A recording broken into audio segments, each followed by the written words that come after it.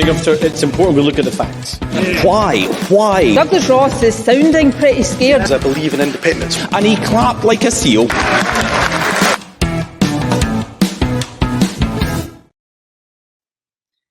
Hi, I'm Paul Hutchin, political editor of the Daily Record, and welcome to the latest Planet Holyrood, our new Scottish politics show. Joining me this week are John Ferguson, political editor of the Sunday Mail, and Ben Borland, editor of the Scottish Daily Express. Now, the last two episodes, we have solely focused on the chaotic SNP leadership contest, and I was wondering if we'd be in for a quieter week, but it seems to become even more volcanic. We're now into the territory of whether this election is fair, transparent and robust, because all three candidates are calling for membership data to be published as a result of the SNP headquarters not handing it over.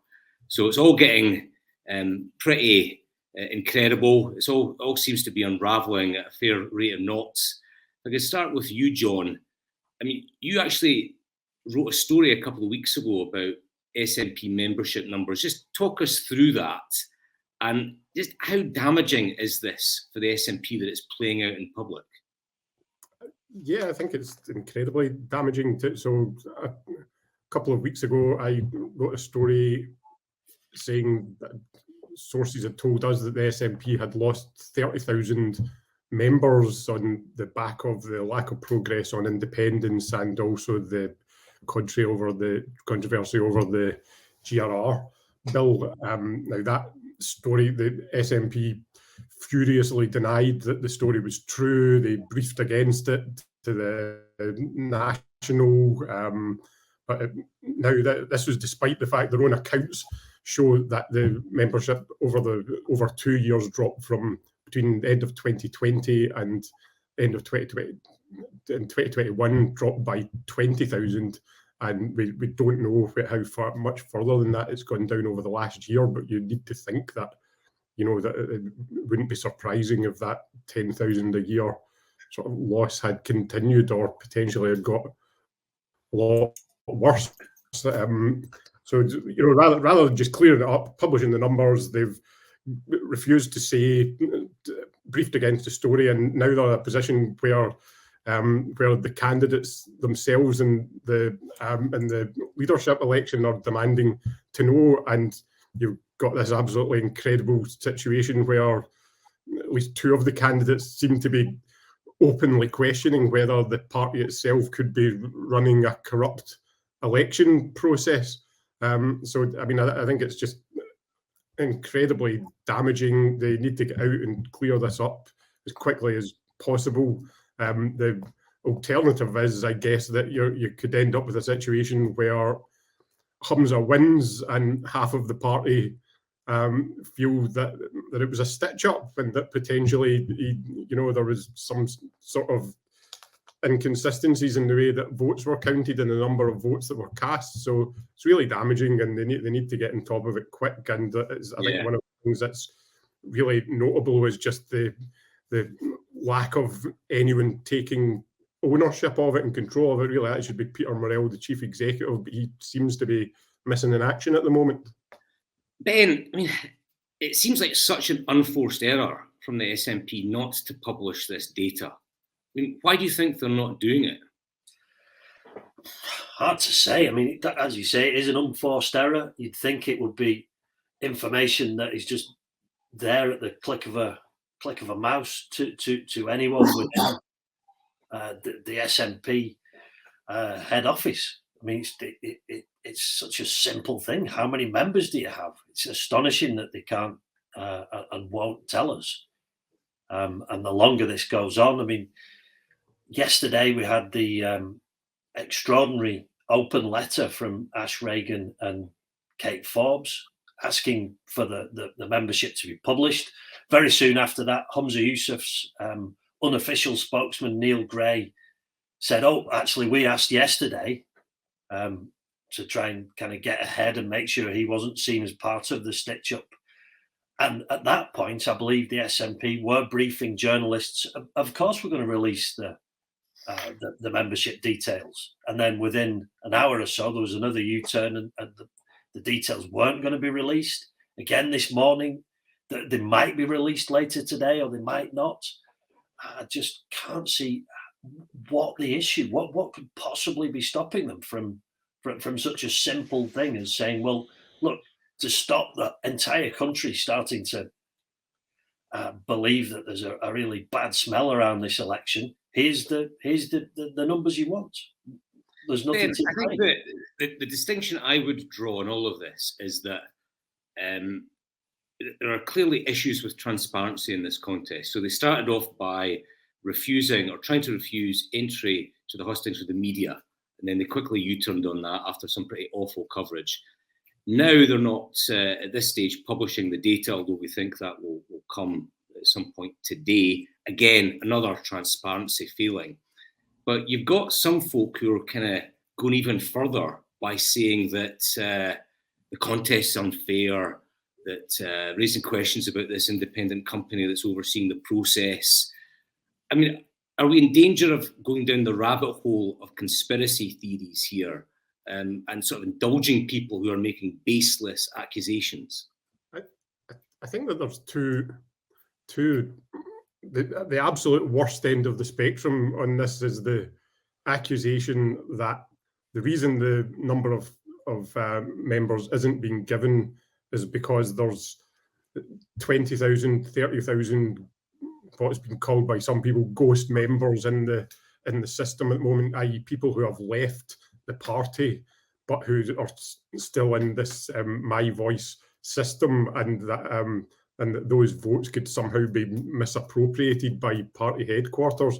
And what I'd say about that is there's absolutely no evidence at the moment that anything like that is happening or would happen. But clearly, the longer we get radio silence on how many members there is, how many voting slips have been sent out, the more, like you say, these kind of conspiracy theories will fester and grow arms and legs. I guess the more simple answer to why they might not want the number of members published is just because it's embarrassing, because they have lost a lot of members over the last few years. Peter Murrell, the chief executive, famously was giving a kind of running commentary after the 2014 referendum and how many members the party had, comparing it to other UK parties. So there is an embarrassment factor in losing a lot of members. And also, I guess, the thing that impact that could have on this contest is that there's a pretty clear, I don't think it's a surprise to say that the establishment candidate here is hums at, and for your rank and file member perhaps to vote for that establishment candidate if they think that the establishment aren't running things very well and a lot of members are leaving. So I guess at the most mundane end of the spectrum of trying to figure out why this is happening, perhaps that's it. It's just John, you mentioned is it My Voice, the company that's sort of running this conference. See, when you see criticisms of the company and all the allegations that we made, is this not just like Biden v. Trump? You know, you've got a sort of bunch of accusations that just there's no evidence for them, and all it's doing is kind of undermining the electoral process. Yeah, I mean, I saw it. There's a lot of this word that's being used now. This is Trumpian. It's just like conspiracy theory. Then I saw someone say this is conspiracy theory. It's fake news, which kind of sounds a bit Trumpian itself. And I guess the thing that you do to avoid conspiracy theory is that you be as open and transparent as you can. The specific issue with My Voice, as I understand, is that, for example, the Labour Party use the Electoral Reform Society to run their leadership elections. So that means that they completely outsource the process. That effectively another company sends ballots, gets the result, informs the party of the result, and they can announce it. With My Voice, it's more that this is a company that supplies computer software and a back office system to the party, but the party themselves will still be in overall control of the process. It's unclear to what extent that accusation is true, and these are the things that Ash Regan and Kate Forbes are asking them to clear up in writing, and the sooner they do it, the better. Then we can move away from conspiracy theory and get back onto worrying about who's going to win. Yeah, I think you're right, John. I mean, I think that transparency would probably debunk, some of the nonsense that we're hearing. Ben, let's just try and put into context the last 3 weeks in the SNP. So Nicola Sturgeon stands down. We get this leadership contest. We've had all sorts of public spats over abortion, same-sex marriage, conversion therapy. We've had cabinet secretaries tearing lumps out of each other, with Kate Forbes effectively saying on TV that Humza Yousaf is a dud. Now we've got question marks over how the contest is being run. I mean, is the SNP falling apart here? It certainly appears to be. I think John was right. The main obvious reason for not wanting to release these membership figures is that it's going to be embarrassing that they've fallen. The number that's bandied around is 78,000, which I was just checking before, would mean that 1.4% of the Scottish population is choosing the next First Minister. I think that the longer this goes on, it seems to me that we don't have a Holyrood election until 2026. In the past 3 weeks, the SNP have essentially trashed everything that the Scottish government's done in the past 2 years, and it becomes more and more obvious that we do need a Scottish parliamentary election, and not a de facto referendum. Take that off the table. That's gone. We need an election on the record of this Scottish government, because, as Kate Forbes has made it perfectly clear, they've failed. They've failed on the NHS. They've failed on transport. They've failed on education. The Butes House agreement with the Greens, two of the candidates make it clear that it's not worked. They certainly are making a very good case that, as much as I'm sure voters wouldn't want to go back to the polls again, I think the chance to pass a verdict on the past 2 years, and indeed the past 16 years of the SNP, is an imperative now, because I think the party is falling apart. I wouldn't be surprised, and no lesser figure than Mary Black has already suggested. I wouldn't be surprised at all if there were two nationalist parties by the end of the year, a right-wing party and a kind of left-wing Green party. The SNP looks in dire straits, I think. John, is Ben right? Is it time for a Holyrood election? Yeah, I mean, I think that would be it probably is. I don't know if the SNP would particularly want to have one at this juncture. They imagine they would hope that a new leader could come in, bed in, sort of cool things down a bit, and they might be in a better position in another year. But all the indicators are that that's probably not going to be the case. It does. I think it kind of, the SNP have been in power for a long time now in Scotland. Any party that's been in power for that long begins to fall apart to some degree, I think. Nicola Sturgeon's quite obviously been Ben's listed some of the many policy issues and problems that they now face. It does feel like Nicola Sturgeon's been the one thing that kept everything together and kept the party popular in the eyes of the public. She's now gone or going soon, and they're huge. Probably we've talked about how we've got one half of the party now that if Humza Yousaf was to win this leadership election, there will be many figures in the party that I think there will have been some kind of whiff around the process to elect him. The alternative is that Kate Forbes wins, and I think we already know, there's probably over a dozen MSPs and MPs who clearly feel that her views on many topics are morally reprehensible. So I think that there's huge problems externally and also huge problems internally, and it's difficult to see how they're not going to get worse. So yeah, I think it's fair to say the party is falling apart to some degree. I'll ask you both the same question, which is pretty much the question that friends, family, punters are asking me, and that is, who do you think is going to win the contest? I mean, I don't know. I think it's going to be tight. I think it could go either way between Kate Forbes or Humza Yousaf. How about you, John? What's your hunch?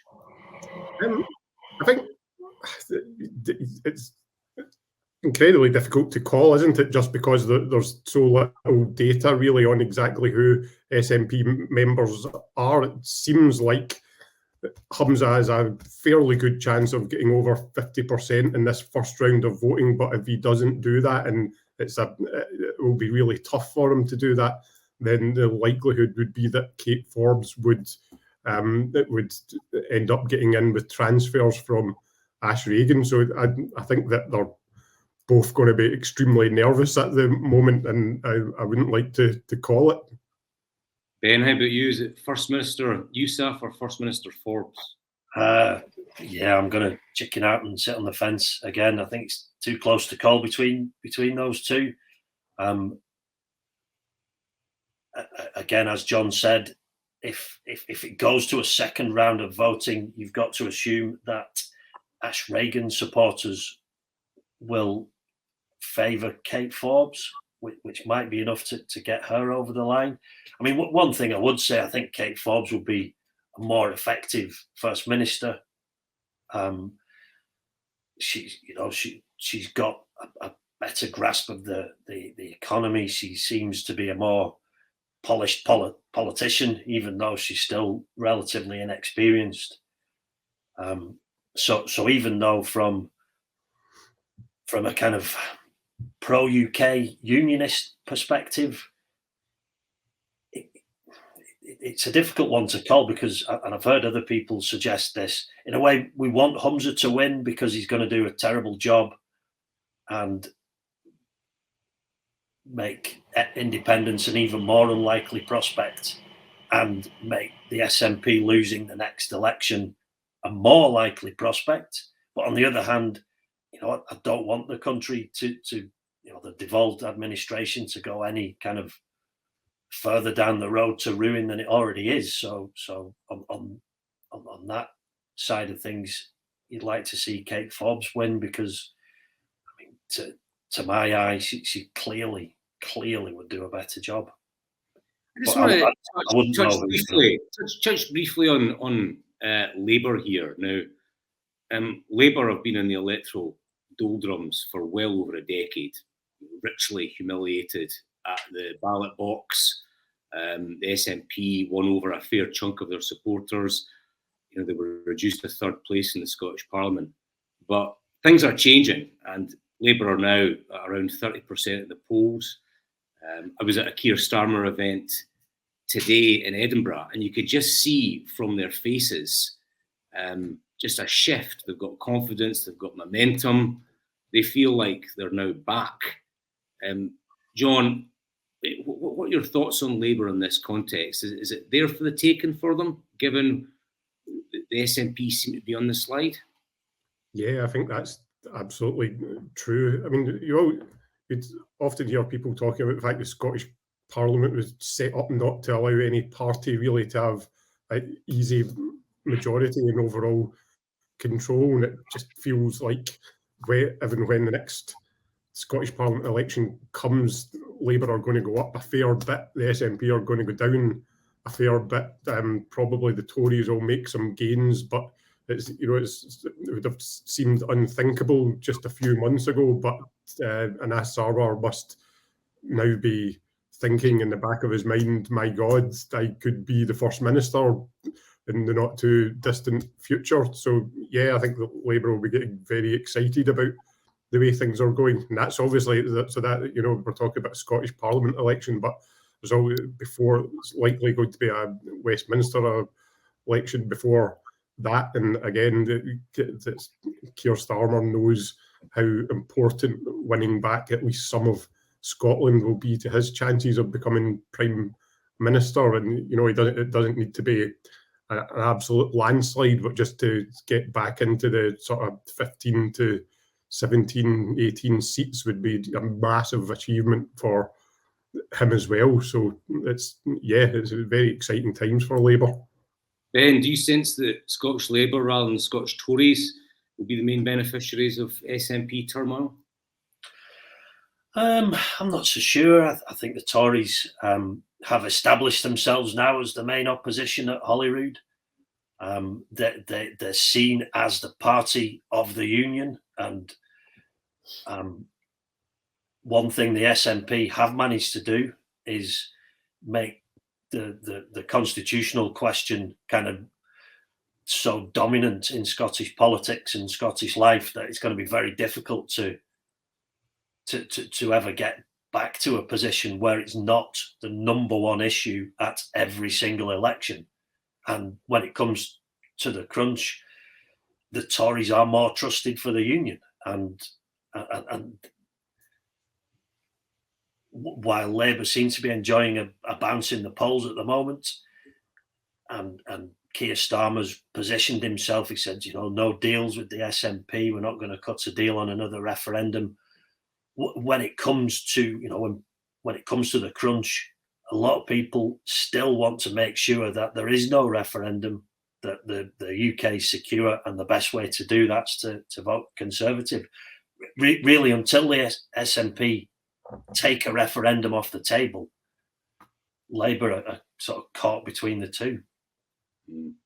Right, let's move on from the SNP contest. I mean, although it's consuming us and it's pretty much featuring every piece we're writing, there was the not insubstantial issue of a budget this week at Westminster, delivered by the Chancellor, Jeremy Hunt. Now, Ben, just starting with you, just to focus on a couple of the announcements. The Chancellor announced the scrapping of the pension lifetime allowance, which is currently set at £1 million. So he scrapped it. That's great news for anyone who's got a pension of about 980 grand. It allows them to save a lot more. And at the same time, you had the announcement of a crackdown on benefit claimants by ramping up sanctions. So I put it to you, was this budget just yet another example of the Tories benefiting the rich and hammering the poor? I don't think that's the way I would see it. I think it was a budget for growth. It was a very positive budget. Given the inflation figures that we've had in the past 18 months or so, it was a budget built on the fantastic news that we should be back at 3% by the autumn. It's a budget that ultimately puts the UK back on track to economic position of economic good health, and ultimately that works its way to everyone in society. Wasn't it just trying to mop up the mess left by Liz Truss, Ben? I mean, the fiscal event. I don't think anyone would come on here and defend it. It was it was a disaster. There's no other way of putting it. So in that respect, that's now been kind of put right.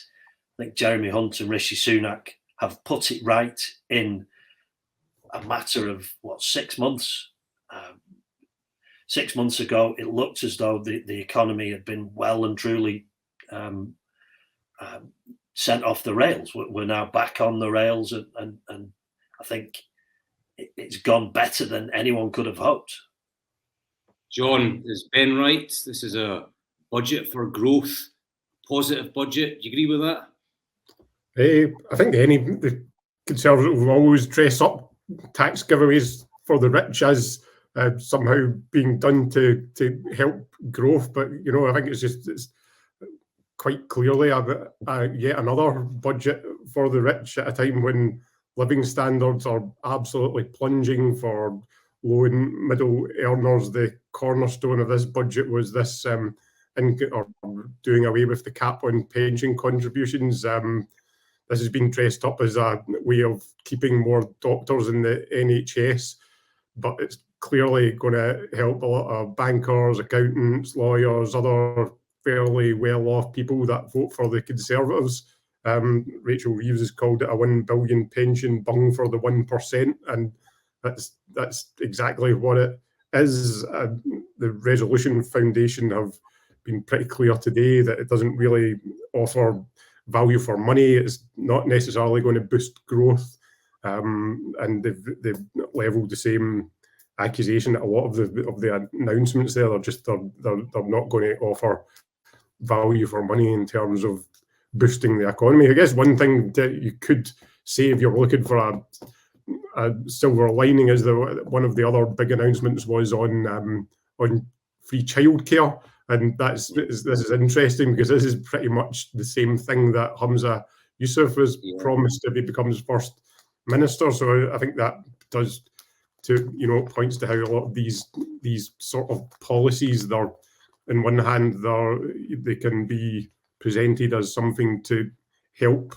hard-pressed families, but they are also being done because there's an economic benefit, in this case helping more women particularly into work. Jeremy Hunt did say that there was going to be an extra £320 million for Scotland in the budget, but it's kind of telling that the only real hard examples of where we're going to benefit seems to have been 1.5 million for a new bridge and 8 million for the Edinburgh Festival. So again, it doesn't really seem to have been a particularly good deal for people who are struggling, or Scotland. Okay, thanks for that, John. Thanks, Ben. So let's turn to tweet of the week. If we could maybe have John's tweet up first. Let's see what he's got for us. Yeah, so this was fair. I think this was just yesterday, possibly. This was a tweet from Dr. Zubair Ahmed, he's actually a candidate for Scottish Labour, and in response to all of the SNP candidates saying that they thought they could deliver independence in 5 years. Dr. Ahmed said, "But not your hip replacement." Now, I think this really sums up just the bind that the SNP are in, where they've been in power for so long, and there's so many problems now backed up that they need to take responsibility for. That it's increasingly difficult for them to say that we need to have independence because everything will get better under the SNP under those circumstances. I mean, I entirely understand the feeling of nationalists who say that it's a democratic outrage that we've not been allowed to have an independence referendum. It does seem wrong that you could have had, Nicola Sturgeon could have won election after election for almost a decade and just be told no every time. But it does now feel like just because she has been told no all of those times, that there's so many problems have been allowed to mount up in the intervening years that its independence seems further away than ever now. It's quite a spicy tweet, that. I think one that will resonate with many people languishing on an NHS waiting list. Your turn, Ben. What have you got for us? Yeah, this one, it's not. There's been, again, no shortage of funny and amusing tweets in the past 7 days, but I think, and again, this is from yesterday, just the impact that this had, the open letter going straight onto social media. I know Ash Reagan's campaign team have I think it's Kirk Torrance and some of the other people involved in the campaign are real experts on social media. And I just thought this was a prime example of how to use it, how to get your message out on Twitter to the most number of people with the most impact. Here you go. Here's the letter itself. It's short, it's punchy. You can click on it and read the whole thing. You know something, Ben. You know something. I've been quite critical of Ash Regan during this contest. I think some of her comments about how to deliver independence don't really stack up for me. But as you've just sort of pointed out there, she has managed to grab attention in quite an effective way. You know, the independence thermometer, much mocked, and then that letter certainly put the cat amongst the pigeons. So, I think her candidacy has been flawed, but she's been quite adept at getting publicity. And I think as well, certainly an example of that. She certainly. I mean, the letter as well. It's really interesting. It's signed by both of them. Sort of a real indication that they are a team in this.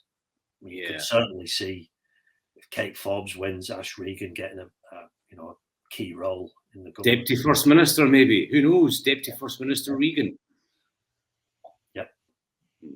All right, let's move on. Good week, bad week. Who have you got for us, John?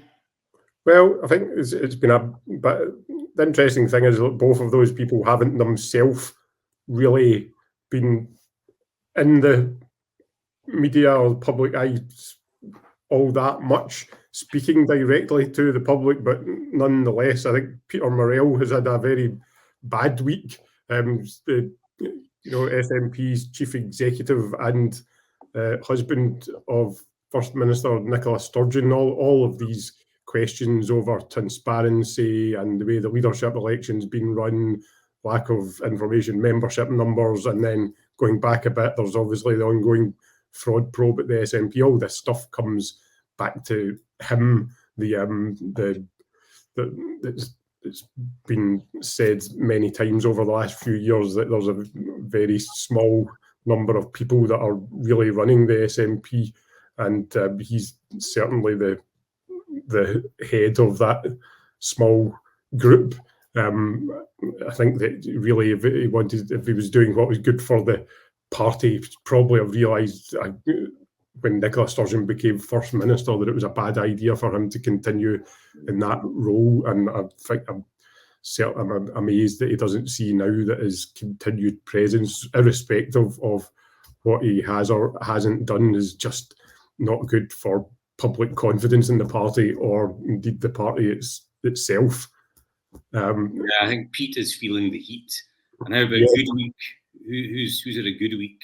Well, again, we touched on this earlier, but I think Anas Sarwar is having a great week, purely off of the back of the woes of his political rivals. The Labour are undoubtedly going to have having a real resurgence under his leadership, and I think that's going to continue. So I think he'll undoubtedly be enjoying the way things are panning out at the moment. Just that photograph of him playing pool. I remember Anas once told me that he played pool against Ed Miliband and got grannied. And what a humiliation that is, getting grannied by Ed Miliband. Miliband, wow. Surely he should have been red, not yellow there. Indeed. How about you, Ben? Good week, bad week? Good. It's been a good week for stepping away from Scottish politics for Gary Lineker. I think he's humiliated the BBC, and I mean my personal view is that perhaps the BBC were too quick to cave in, and they should have got some kind of agreement from him on the content of his tweets in future. But it's been, I think one paper had it, Lineker 1, BBC 0, and by extension also the UK government. I'm a regular Match of the Day watcher, but I'm not sure I can tune in on Saturday. Just it's going to be so smug. I don't know if I can watch it. I never miss Match of the Day. How about bad week? Who's in the bad week? Well, I was going to say Peter Morrell. I mean, Humza Yousaf, but then he's had a bad week. But as we were saying before, he could still actually be in the lead, and he could still win the first round, and he could still be First Minister in 2 weeks' time. Yeah. So I'm going to say John Swinney. because for two reasons. Firstly, even though he's retiring to the backbenches, it looks as though he's taking one last hit for Nicola Sturgeon, and he was wheeled out on GMS this morning to try and explain why the SNP can't just say how many members the party has, and sort of field these difficult questions about whether the contest is being rigged in favour of the establishment candidate. It also looked on Friday almost as though he'd been pushed into endorsing Humza. Whether that's true or not, there were certainly allegations that it had been orchestrated, and it wasn't entirely his choice to come out and back one candidate in that way. And finally, obviously, John Swinney, standing in for Kate Forbes, delivered an absolutely swinging round of cuts in his last budget, and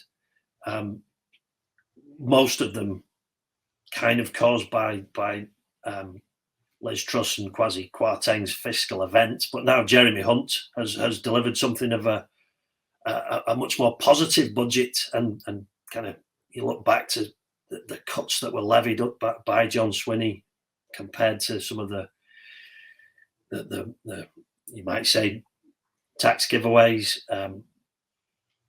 in the budget. It's a bit of a contrast, but he's wishing he could have delivered his budget in March rather than September. Look, that's great. I think that wraps it up for another week. So thank you to John and to Ben for their insight and analysis. Next week, no doubt, we'll be mulling over the latest dramas in the SNP leadership contest, which is slowly coming to an end. I hope you've enjoyed Planet Holyrood, and please join us again next week. It's important we look at the facts. Why? Douglas Ross is sounding pretty scared. I believe in independence. And he clapped like a seal.